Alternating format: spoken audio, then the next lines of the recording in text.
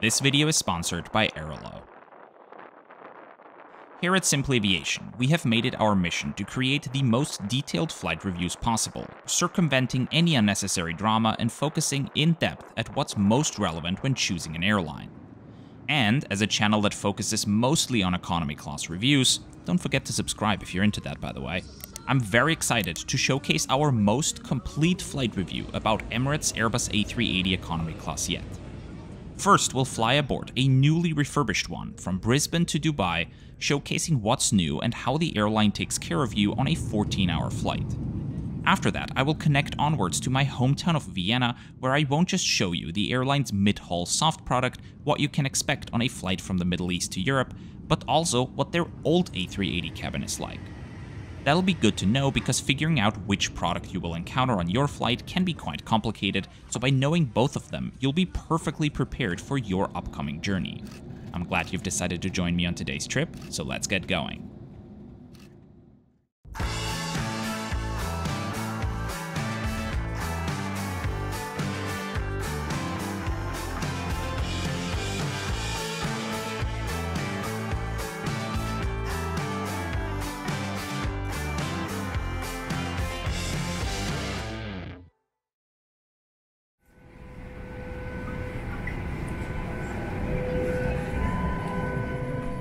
Aviation geeks and frequent flyers, welcome to this new episode of our flight review series, Brutally Honest.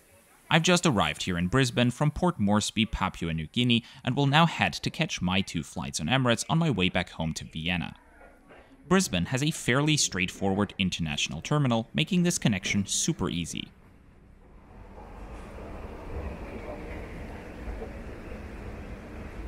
Flight 453 to Dubai, that's ours. Emirates A380s can be found on almost all their routes to Oceania, including to Perth, Melbourne, Sydney, Brisbane, Auckland, and the Sydney tack-on to Christchurch. Adelaide is the carrier's only destination in the region not served by the A380. Taking us to Dubai today is this newly refurbished A380 registered Alpha 6 Echo Oscar Golf. It was delivered to the airline in 2014 and has recently been fitted not just with a new cabin, but also painted in the airline's updated livery, which is evident by the lightly colored dashes in the tail flag. As of July 2025, the Emirati carrier operates over 100 of the massive Super Jumbos. The exact number is actually a bit tricky to determine because some of them have been in storage for the past few years, which is why different sources will tell you any number between 116 and 123 being part of the airline's fleet. Roughly 100 of those are currently in service. Regardless, this means that more than half of all A380s in service worldwide fly for Emirates. And the aircraft is here to stay. Emirates is currently investing multiple $billion into retrofitting their aging fleet with new cabins, and on our first flight today, we'll take a look at what their redesigned economy class is like. In order for the flights to fit into Emirates hub waves in Dubai, this A380 sits in Brisbane all day long. It came in at 6:30 in the morning and will only depart with us now at 9 at night. Boarding here in Brisbane was very well organized and went super smoothly, aided by the fact that Emirates does not generally offer fares that don't include checked luggage, meaning people carry less stuff with them into the cabin, which speeds up the boarding process.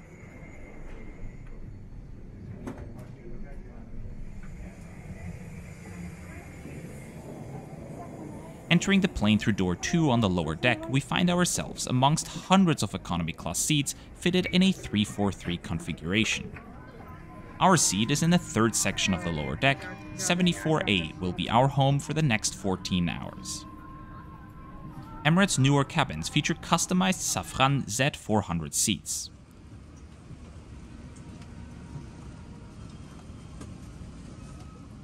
Each one comes with a headrest adjustable vertically as well as on the sides.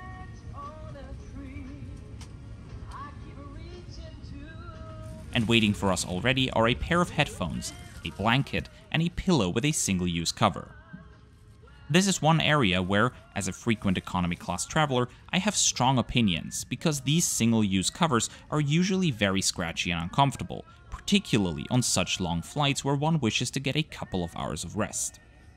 In comparison, last time I flew with them, Qatar Airways, Oman Air, Kuwait Airways and Saudi Arabian Airlines also went for single-use covers, while Etihad, the legends, had these reusable ones that are like sleeping on a cloud. But I digress.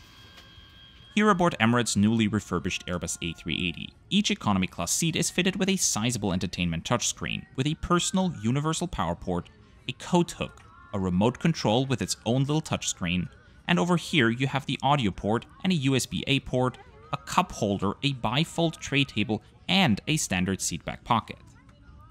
Being 183 centimeters tall, the legroom is also very good. All around, this is a very well-crafted seat that's hard to improve on. In the ceiling above, you will find adjustable air vents and personal reading lights.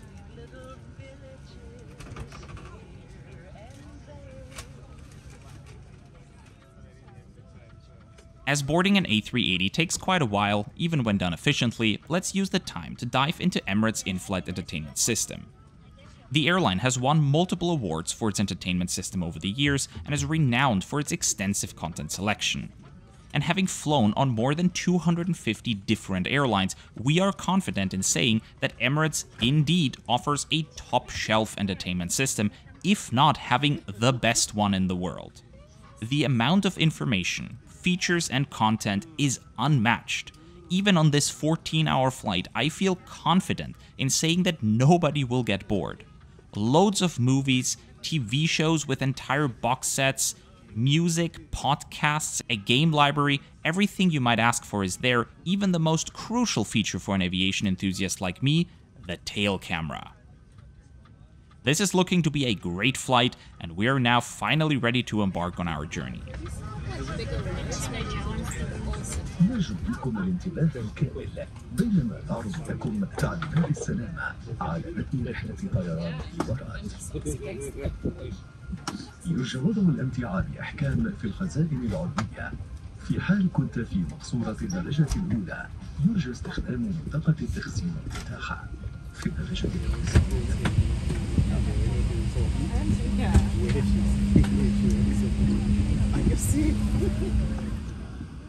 The Emirati flag on the wingtip is a new design choice that was introduced with the new livery, by the way.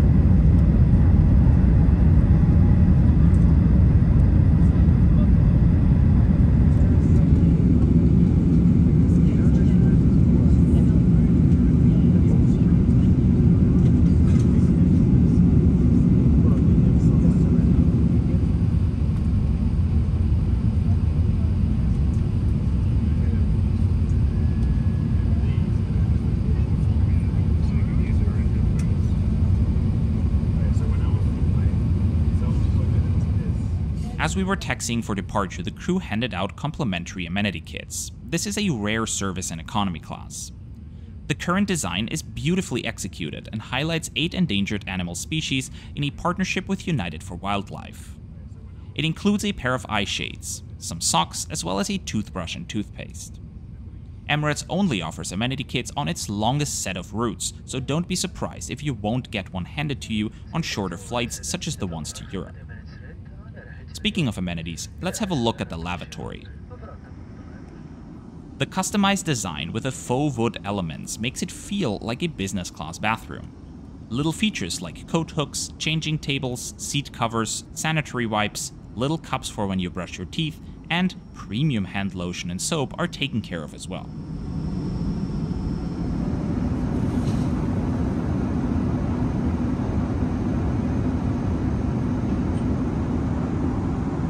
The staircase in the rear leads up to the business class cabin, more specifically the bar in the rear of the upper deck.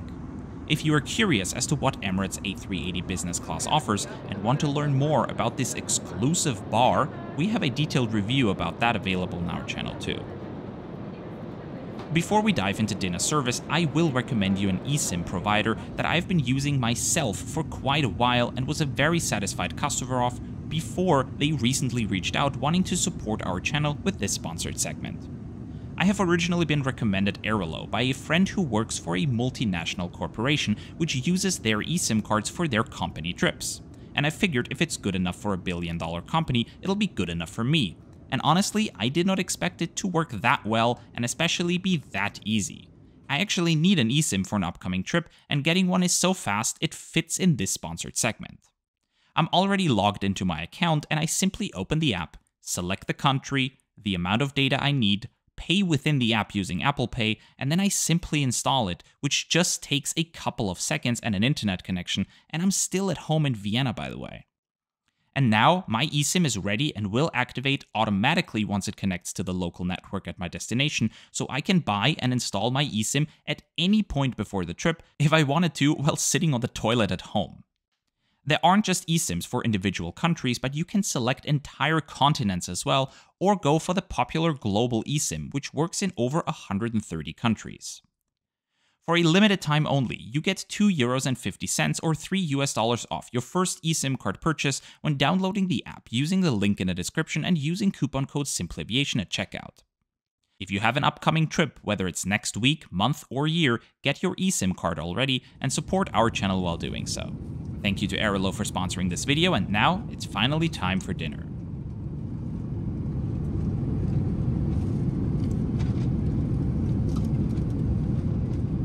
Emirates is one of only a handful of airlines for which you can check the current meals offered for any of their routes. Simply go to the economy class dining section on their website, select route and date, which class, and voila, there's the menu. Since we departed Brisbane quite late, I didn't mind that we dove right into the main meal service, skipping any potential salty nibbles and starter beverage. For our dinner service, Emirates offered a choice between lemon ginger chicken and beef stroganoff. Alongside our meal, we are served a bread roll, real metal cutlery, a choice of beverage, as well as a quarter-liter bottle of water. For the main dish, I went with a lemon and ginger chicken, served with egg fried rice and choy sum, a leafy green somewhat similar to bok choy. For the salad, Emirates presented us with quinoa and roasted vegetables, and for dessert, a slice of dulce de leche cheesecake with chocolates. Nah, that's not right. That's what it said on the menu, but that's clearly not a cheesecake with chocolate sauce. This looks more like some type of apple cake with frosting, tasty nonetheless. And back here we have another little tray with some butter, a toilette, a little piece of chocolate, a slice of cheese, and some crackers. Emirates is an incredibly reliable airline when it comes to their meal services. I cannot remember ever having had a meal on Emirates, be it in economy, business, or first class, that wasn't top-notch. Sizable, appetizingly presented, diverse, this meal leaves little to be desired. The only, and that's a personal preference, the only thing I would have done differently is to have had one of the two meal options be vegetarian. But that'd simply be my personal approach because vegetarian dishes are suitable for almost all types of people, and if one forgot or didn't know they could pre-order special meals for free, I would find this a bit more accommodating. But that's pedantic to say the least, and does not take away from the fact that Emirates economy class meals are amongst the best in the industry.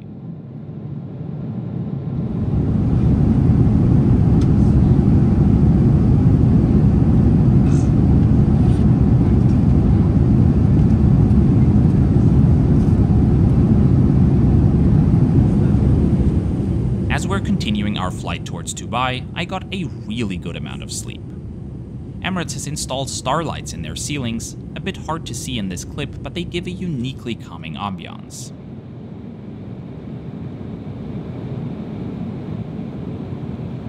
Emirates also offers in-flight Wi-Fi, with different packages ranging from $6 to $22 on this flight. On shorter routes, the packages do get a bit cheaper. Roughly halfway into the flight, a little hot snack was handed out. The choice was between a puffed pastry with curry or a calzone with beef and mushrooms according to the menu, but somehow I ended up with something else again, this time a chicken and leek calzone served alongside a little chocolate bar and beverage of choice. Again, very tasty, but I'm starting to be less excited about Emirates menu information as it seems to not be the most accurate, at least on today's flight.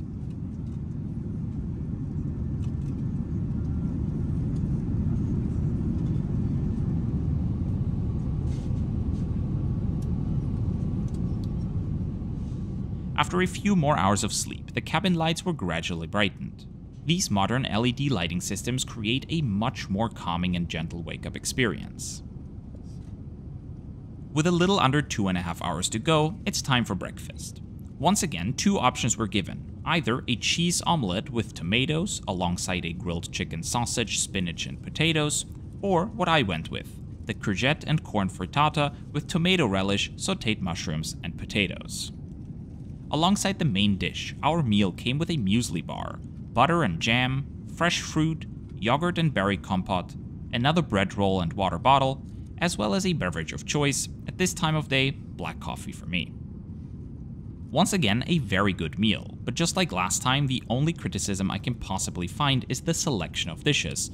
Both of them some kind of egg dish that included tomatoes and potatoes. Having the two options be more diverse would be a tad more thoughtful. Think maybe a sweet dish like pancakes or waffles, or an international option such as stir-fried noodles, or an Indian dish like vegetable parathas, given that Emirates is likely a common choice for Australians of Indian origin.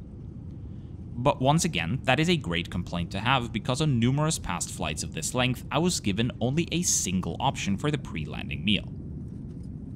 Right before we started our descent, hot towels were handed out too, an uncommon and very appreciated amenity in economy class.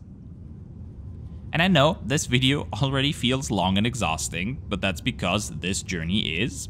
After 14 hours of flying, we still have a transit and another 6 hours to go until we're in Vienna, and I hope you stick around because that flight will be operated by one of those A380s that didn't yet see their cabin refurbished.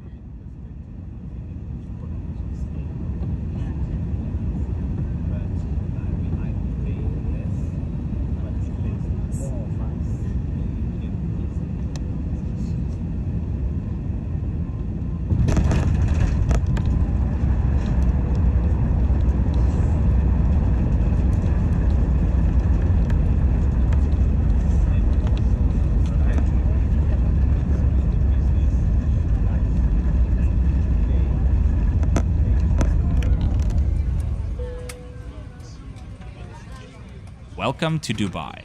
We're transiting from Concourse B over to Concourse C today, which involves quite an extensive walk along endless rows of duty-free shops. Security control was efficient, and I appreciate the airport hosting numerous types of restaurants, cafes, and lounges to spend your layover. But I'm also excited to get going again. This flight will be operated by Alpha 6 Echo Echo Alpha, a 2012 built Airbus A380.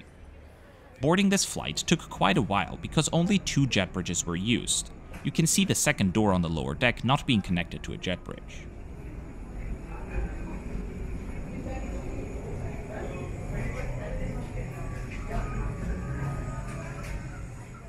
This flight we're in seat 74K, the same section as before, just on the other side. You can tell immediately that these seats have seen a lot more, but for their age, they're holding up very well. Again, headphones, blanket, and pillow. The legroom is very generous with these seats too, and each one comes with a universal power port, remote control, USB-A port, audio port, adjustable entertainment touchscreen, cup holder, bifold tray table, standard seatback pocket, and adjustable headrest. Above, adjustable air vents and personal reading lights. The number of features that are built into these comparably old seats goes to show that Emirates has been an airline that never seemed to spare an effort. One gripe I've always had with the A380 in general is how far the main deck economy class seats are from the window and wall. The curvature of the plane leads me to not being able to lean against it comfortably. So if this is important to you and you get to travel aboard one of the airline's few A380s with upper deck economy seats, I'd recommend to pay up to be seated upstairs. Aboard these older A380s, Emirates employs Panasonic's X2 entertainment system. Visually and content-wise, it seems to be as stunning as the one aboard the newer planes. Only the screens are notably smaller and can't keep up with the picture quality of newer ones anymore. These are the headphones Emirates provides in economy class. They are alright, the sound quality isn't too bad, but I am more of an earbuds kind of guy.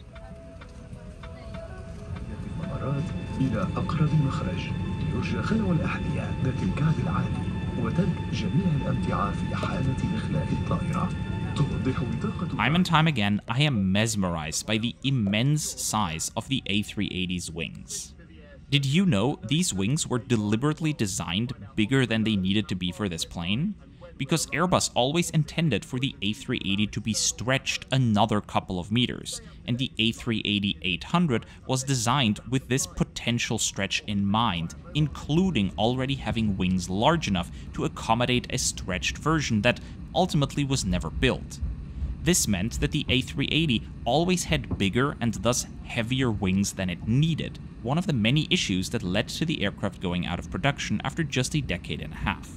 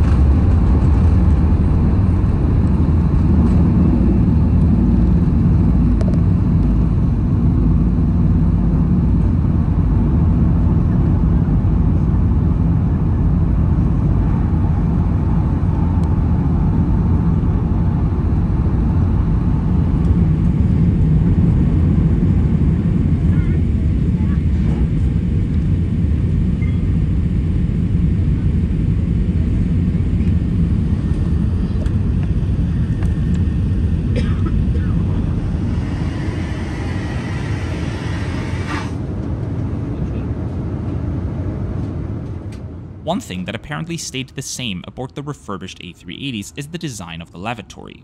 As far as I can tell, the one on this plane is the same one as aboard the refurbished one, but I would not have thought the design was out of date on the plane with the newer cabin, which speaks to how well it was already designed back in the day. The meal service aboard this morning flight from Dubai to Vienna is reversed, with a small snack being provided at the beginning and a hot meal later on. As we were passing Kuwait, your choice of hot snack was offered, either an egg and bean sandwich or this apple cinnamon Danish. I got it alongside some water and tea, definitely a nice snack to begin with, but a bit odd to decide against serving a hot meal right after departure. My assumption, and I don't know the actual reason, is that since many passengers connect in Dubai, they might have had a meal service just prior to landing, like we did.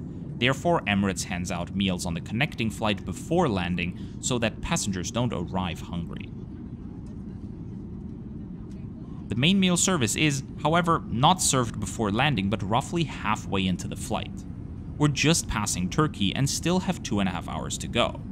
There is absolutely some deliberation in this timing that eludes me. I recently traveled aboard Qatar Airways from Doha to Vienna, where the meal service was served at the exact same time. That flight was tough though, a 5.5-hour red-eye that departed Doha at 2:45 at night on an Airbus A320. A video about this flight is coming up as well, so make sure you are subscribed to not miss it. Here at Emirates, we're being served our meal at a godlier hour, thankfully. Two options were given, either chicken in a creamy mushroom sauce with pasta, or beef goulash with mashed potatoes and vegetables.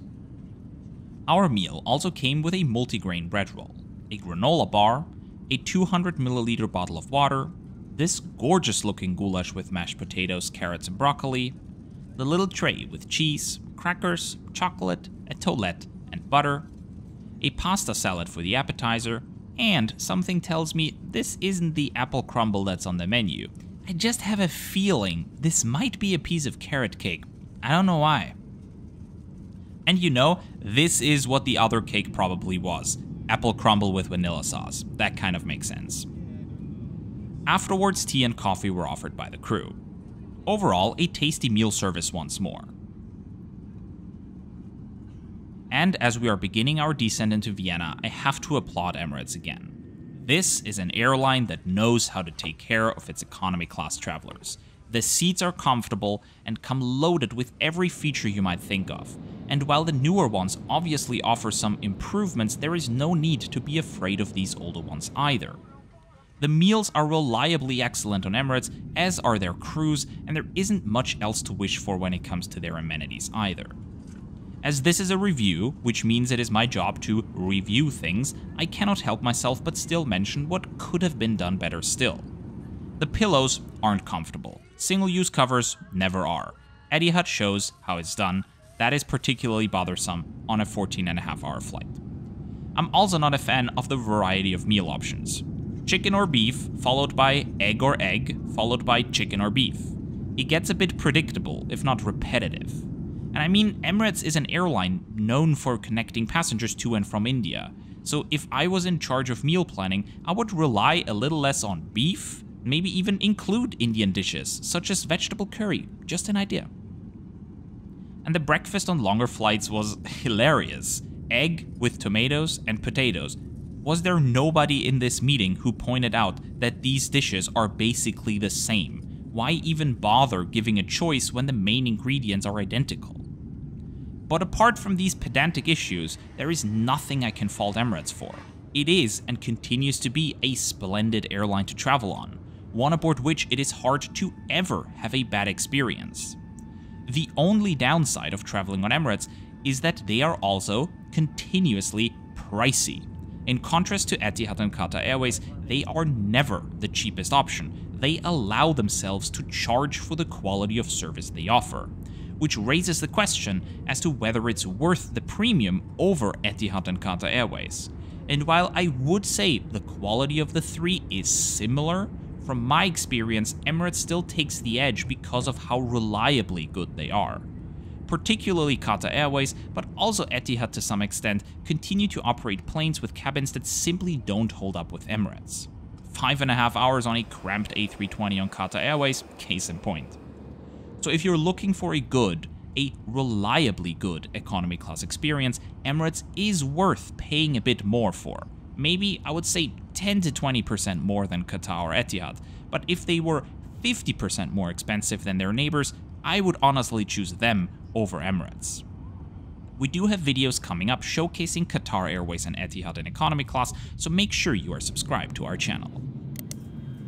And if you have an upcoming trip, think of us when getting an eSIM. Using the link in the description to download the app and getting the discount through a coupon code helps us secure partnerships with Airalo again in the future, which supports our channel and enables us to put more time and effort into our videos.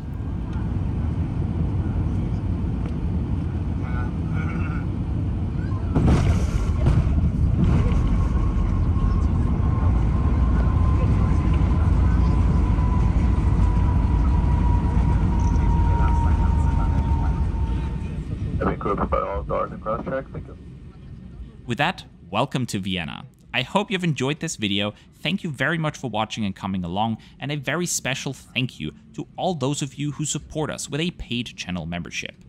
It's thanks to your monthly contributions that we can take our time to go that far into the weeds of what airlines offer, and if you feel like you want to contribute to our mission as well, click on the join button beneath this video to learn more, where the lowest support tier starts at just €2 per month, which is just €24 per year. From the bottom of my heart, thank you very much for watching and coming along on this journey. If I can interest you in another one of our reviews, why not take a look at what United Airlines offers on a trans-Pacific flight from San Francisco to Australia and see for yourself whether they make a good option for a journey down under too. Thanks again, and until next time, safe travels.